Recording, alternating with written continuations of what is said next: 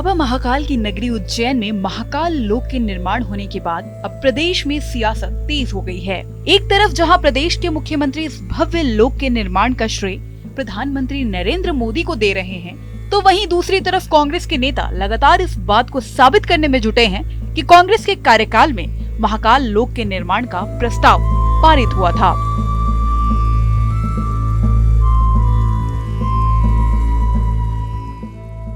अक्टूबर को महाकाल कॉरिडोर का शुभारंभ प्रधानमंत्री मोदी ने किया। इसके बाद कांग्रेस के विधायक और नेता प्रतिपक्ष डॉक्टर गोविंद सिंह ने बीजेपी को चुनौती देते हुए कहा कि जो लोग आरोप लगा रहे हैं कि ये कॉरिडोर उनकी देन है, वो जनता को गुमराह कर रहे हैं। कांग्रेस पार्टी धार्मिक काम श्रेय के लिए नहीं करती, श्रद्धा के लिए काम करती है। भारतीय जनता पार्टी का काम धर्म के नाम पर श्रेय लेना, जनता को गुमराह करना और वोट के लिए राजनीति करना, वोट कमाने का काम करना। इसके बाद नेता प्रतिपक्ष डॉक्टर गोविंद सिंह कहते हैं, इस बात के प्रमाण मौजूद हैं कि मई 2019 में कैबिनेट के अप्रूव होने के बाद लगभग 100 करोड़ रुपए कांग्रेस सरकार ने इसके लिए दिए थे। बजट में 300 करोड़ का प्रावधान कांग्रेस के शासनकाल में इस कॉरिडोर के लिए किया गया था। बता दें, गोविंद सिंह यही नहीं रुके। इसके बाद कहते हैं, ये मेरी चुनौती है कि दस्तावेज निकालकर प्रमाण निकाला जाए, चाहे वो महाकाल कॉरिडोर हो, चाहे ओंकारेश्वर का मंदिर हो या श्रीलंका में सीता माता का मंदिर हो। कांग्रेस ने बिना किसी पक्षपात के काम किया है। हमने वोट के लिए धर्म की राजनीति कभी नहीं की। कांग्रेस ने के टाइम 7 मई 2019 को 97 करोड़ का पहला वर्क ऑर्डर पहले विकास कार्य के लिए दिया था और कमलनाथ जी की सरकार में 300 करोड़ रुपए का महाकाल कॉरिडोर के बनाने का निर्णय हुआ। बजट में वो प्रावधान किया गया, वो शासकीय दस्तावेजों में विद्यमान है। इससे पहले प्रदेश के पूर्व मुख्यमंत्री कमलनाथ ने भी मीडिया से चर्चा के दौरान कहा था कि जनता जानती है ये पैसा किसके शासनकाल में दिया गया। बीजेपी प्रोपेगेंडा चला रही है।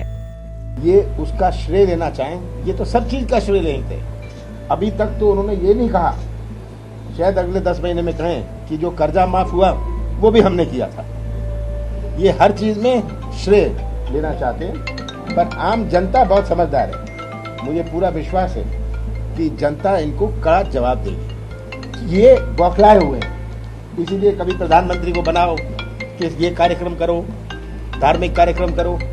जनता समझदार है और ये सब भावनाओं से कुछ नहीं होता। मैंने किया था, हाँ, मैंने उनसे मीटिंग करी थी, श्रीलंका के प्रतिनिधियों से मीटिंग करी थी। हमने स्थान भी तय किया था। बहुत सारी चीज़ों की शुरुआत मैंने की थी और इसलिए मैं कहता हूँ, मुझे दुख है कि जो कुछ चीज़ों की शुरुआत मैंने करी मैं इसे पूरा नहीं कर पाया। वहीं मध्य प्रदेश के गृह मंत्री डॉक्टर नरोत्तम मिश्रा ने कांग्रेस पर पलटवार करते हुए कहा कि कमलनाथ जी महाकाल को भी नहीं छोड़े।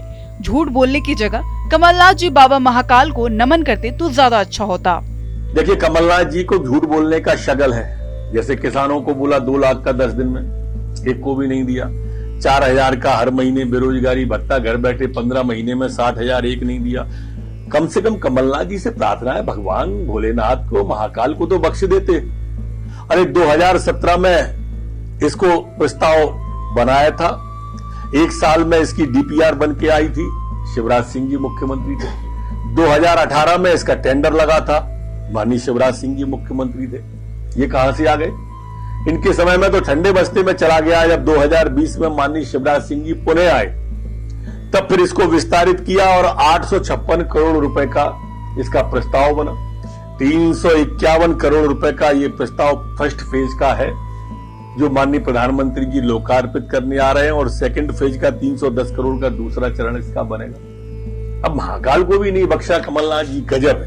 अरे अच्छा काम हो रहा है, कौन कर रहा है, क्या कर रहा है, इस पर जाने की जगह बाबा महाकाल को नमन करते। कभी तो तारीफ करना सीखे। आपको बता दें, महाकाल लोक के निर्माण पर यह आरोप प्रत्यारोप का सिलसिला यही नहीं थमा। इसके बाद प्रदेश के चिकित्सा शिक्षा मंत्री विश्वास सारंग कहते हैं, कमलनाथ जी महाकाल बाबा से खुद को ज्यादा मानते हैं। कमलनाथ जी की यही उपलब्धि है कि 15 महीने की सरकार में आईफा अवार्ड में जैकलिन फर्नांडिस को बुलाए थे। कमलनाथ जी अपने आप को महाकाल बाबा से बड़ा मानते हैं। मैंने अपने वक्तव्य में पहले ही कहा कि जो कुछ हो रहा है वो उन्हीं का है, महाकाल बाबा का है। ये घमंड, ये एरोगेंस, ये रावण का भी नहीं रहा कमलनाथ जी। आप महाकाल बाबा से बड़ा अपने आप को सिद्ध मत करिए। और 15 महीने में कमलनाथ जी ने क्या कुछ किया हमें मालूम है। कमलनाथ जी की 15 महीने की उपलब्धि केवल यह है कि आईफा अवार्ड की उन्होंने एक पार्टी दी थी जिसमें जैकलिन फर्नांडिस को बुलवाया था। उसके अलावा कमलनाथ जी धर्म की वो बात करेंगे, मंदिर के विस्तार की वो बात सोच सकते हैं। और सबसे बड़ी बात है कि इस तरह का घमंड जब रावण का नहीं रहा तो ये कांग्रेसियों का भी नहीं रहेगा।